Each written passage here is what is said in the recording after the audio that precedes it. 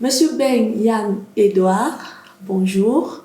Bonjour. Nous vous savons très occupé étant manager de football. Merci de nous accueillir et surtout de nous offrir un peu de votre temps si précieux. C'est moi qui vous remercie. Nous allons parler d'une situation qui touche notre football, le football camerounais notamment. Il y a quelques mois déjà qu'on vit cette espèce de guerre froide entre la FECAFOOT et la Ligue de football professionnel. Les entraîneurs sont désespérés, les clubs ont arrêté les activités, les joueurs, ça ne va pas du tout. Quelle analyse est-ce que vous faites de cette situation particulière ? Déjà, je suis très content de vous avoir avec moi aujourd'hui. Mais je vais vous répondre franchement, Aurélie. C'est une situation qui est triste pour notre football. Et déjà, je ne comprends pas pourquoi, quand il y a des problèmes dans notre football, il faille toujours que ce soit le tribunal arbitral des sports, la FIFA ou la CAF pour venir régler nos problèmes. Pour moi, déjà à ce niveau, ça ne renvoie pas une belle image de notre football, une belle image de notre administration dans le football. Pourtant, nous avons une solution qui est là à notre chevet, qui nous tend la main, qui est la discussion. Il faut discuter, il faut dialoguer, il faut collaborer. Et je profite d'ailleurs pour inviter toutes celles et ceux qui ont la responsabilité de conduire notre football de s'inscrire dans la continuité. Il ne faut pas arrêter les activités.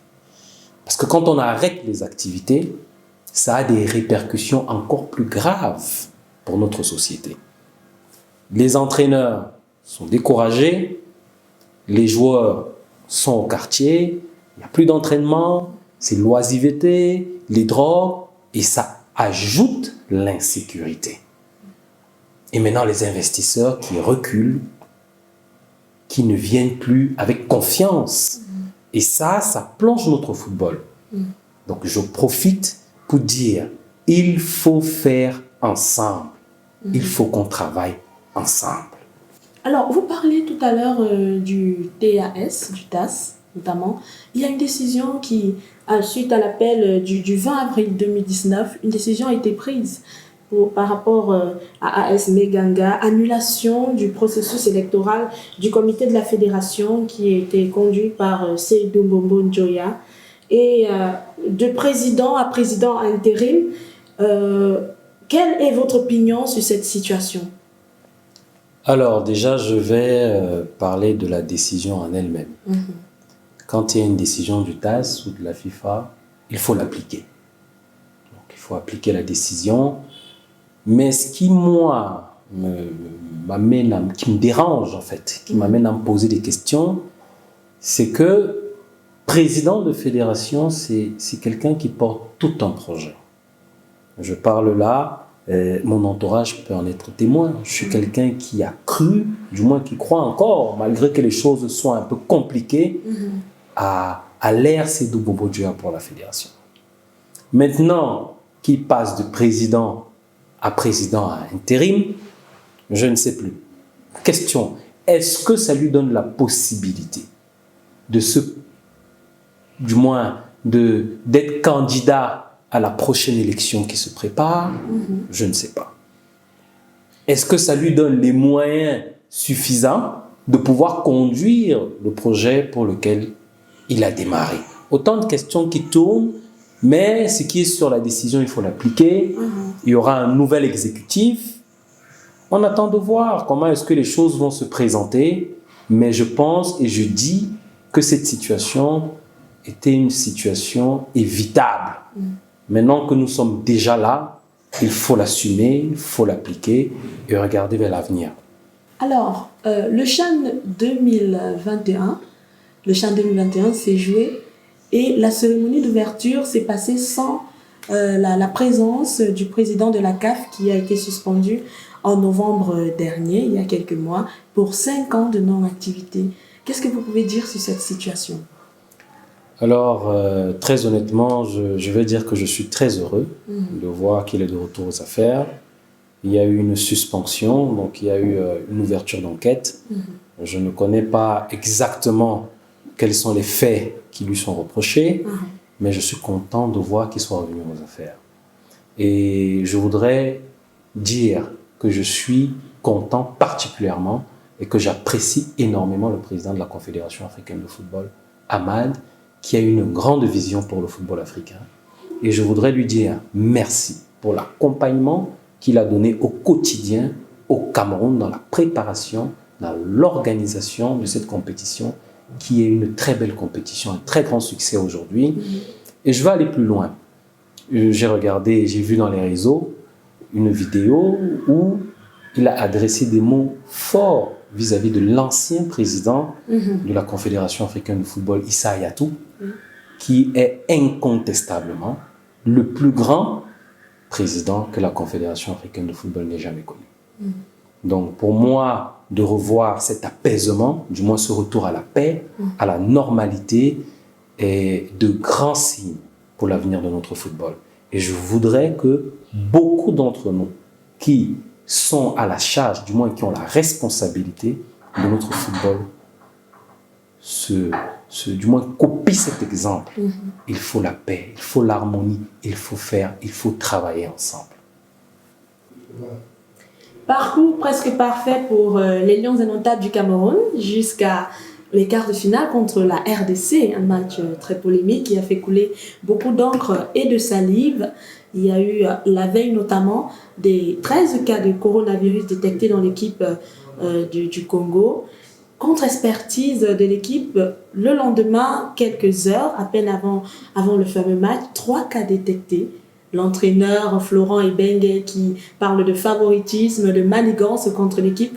Quelles sont vos impressions par rapport à cette situation-là? Alors, il faut dire que face à cette situation, j'interpelle la commission santé de la Confédération africaine de football et le comité d'organisation du CHAN d'ouvrir une enquête là-dessus et d'apporter une réponse claire à l'opinion publique nationale et internationale. Il n'est pas possible que nous soyons en train d'organiser une aussi belle compétition qui est en train d'avoir un succès total et que ce soit la tache d'huile qui vient remettre en question la capacité des Camerounais à organiser des grandes compétitions et à rester honnêtes et corrects. Donc il faut apporter très rapidement une réponse à cette situation. Pour parler du match en lui-même, on a joué 11 contre 11.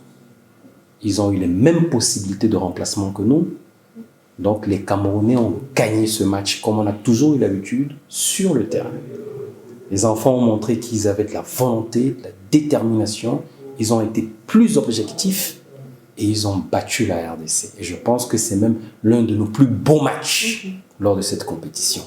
Mais je comprends bien le coup de gueule de l'entraîneur Ibenge parce que vraiment aussi préparer un match dans de telles conditions, ce n'est pas évident, mais un match reste un match.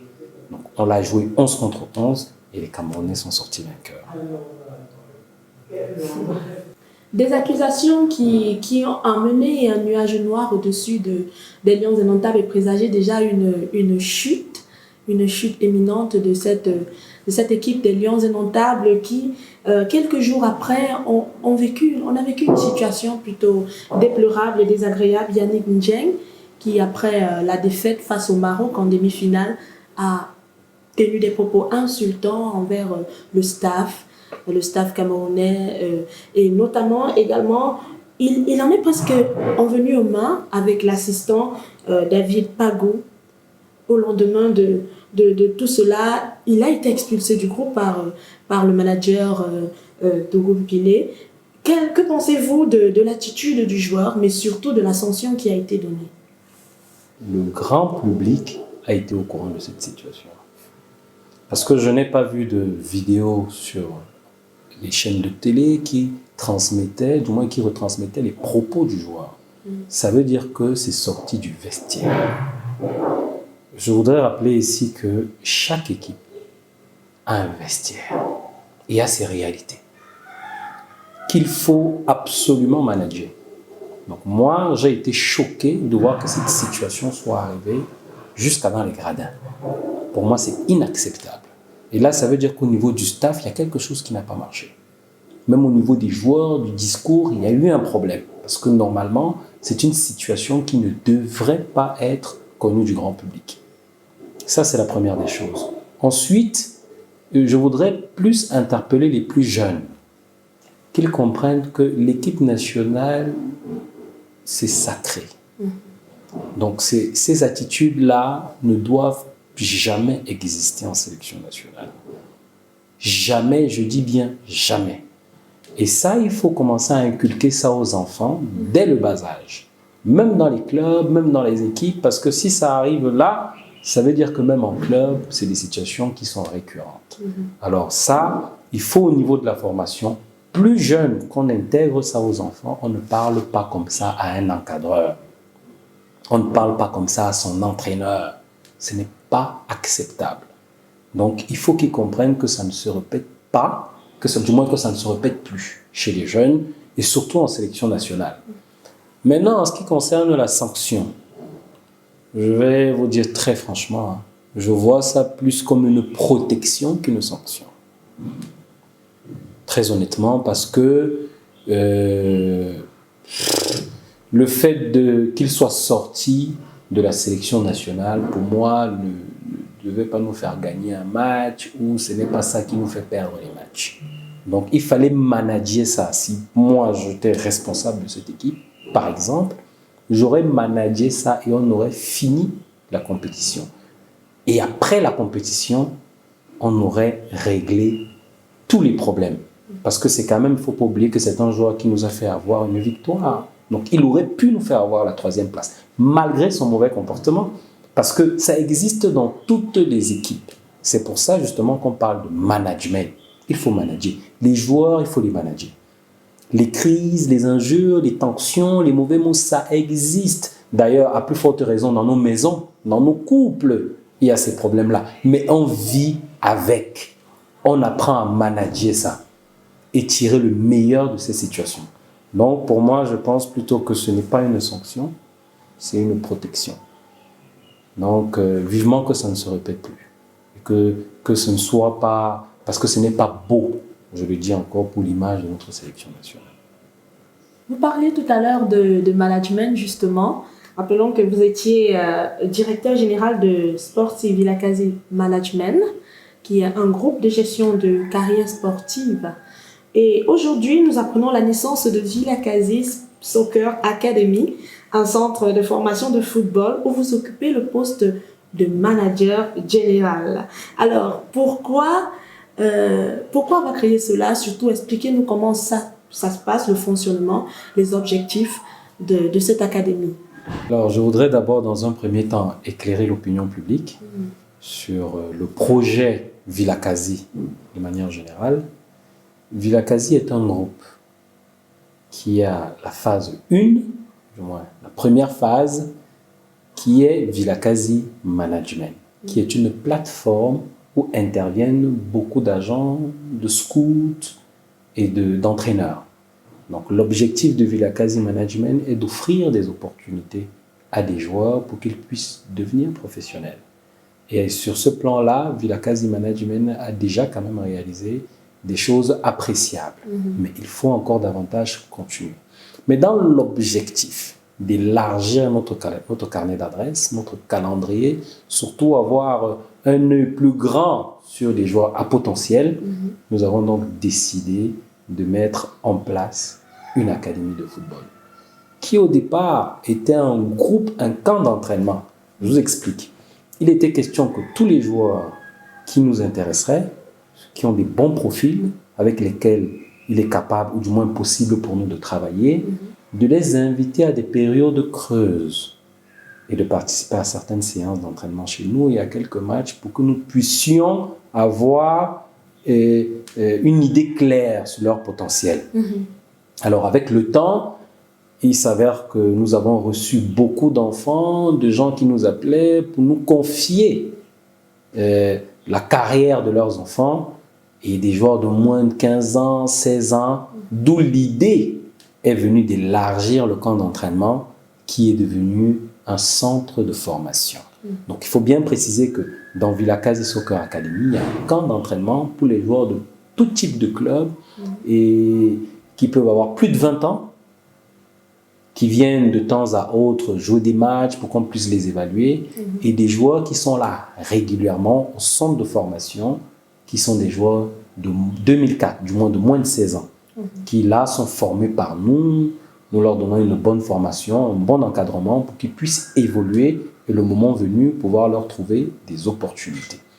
Donc c'est ça le projet Vilakazi. Donc la phase 2 est donc Vilakazi Soccer Academy, qui est donc en train d'être implémentée, parce que ça fait seulement 3 mois que nous sommes là. Nous avons essayé d'organiser plusieurs matchs contre des équipes de très très haut niveau, qui nous a permis justement de pouvoir évaluer véritablement ces enfants. Et je vais vous dire qu'il y a une progression. Mais seulement une équipe de football, on ne peut pas faire un bilan en 6 mois, en 1 an. Il faut être patient, il faut attendre. Et là, je continue de dire, je profite pour tirer un coup de chapeau à notre administration, qui est une belle administration, parce qu'il faut avouer que chez nous, il n'y a pas un membre du bureau exécutif qui a plus de 30 ans. Donc on est tous jeunes, et ça demande beaucoup de courage. Et ils ont des profils, je vous invite, ils ne sont pas connus du grand public, mais ils ont des profils aussi intéressants.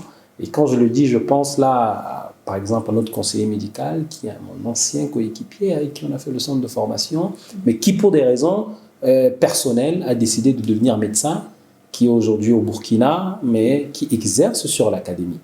Je fais aussi allusion à notre secrétaire général, qui est un juriste de formation, qui travaille dans un cabinet, qui a été aussi au centre de formation, qui a été un jeune footballeur, qui s'y connaît. Donc vous voyez que... et notre directeur sportif aussi, qui est une pièce importante et qui je tire un grand coup de chapeau, qui fait un travail remarquable, qui est sur le terrain, qui peut-être n'a pas beaucoup joué, mais est un amoureux, un passionné de foot.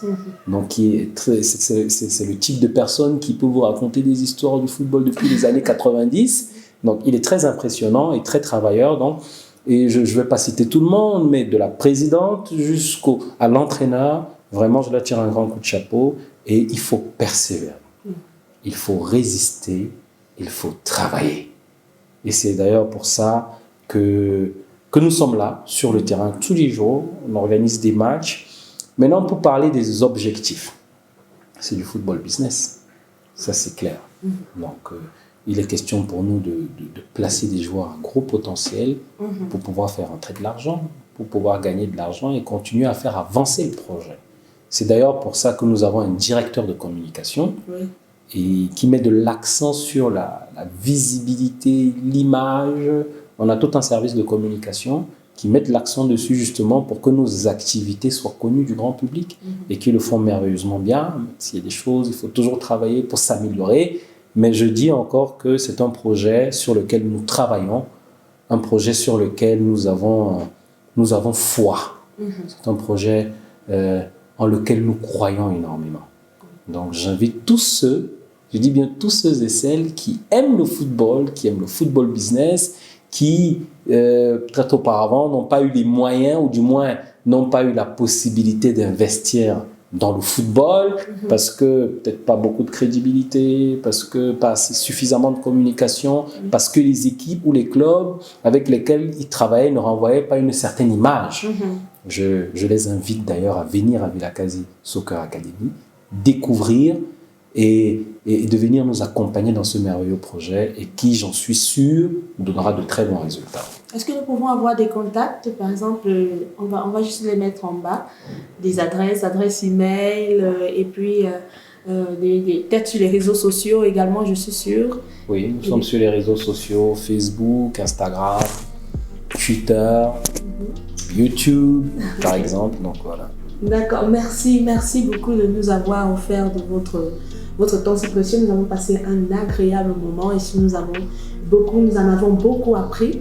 Et nous invitons ainsi tous ceux qui nous ont suivis à bien sûr se rendre sur les différentes plateformes pour en entendre un peu plus parler de Vilakazi Academy qui est mis sur pied déjà.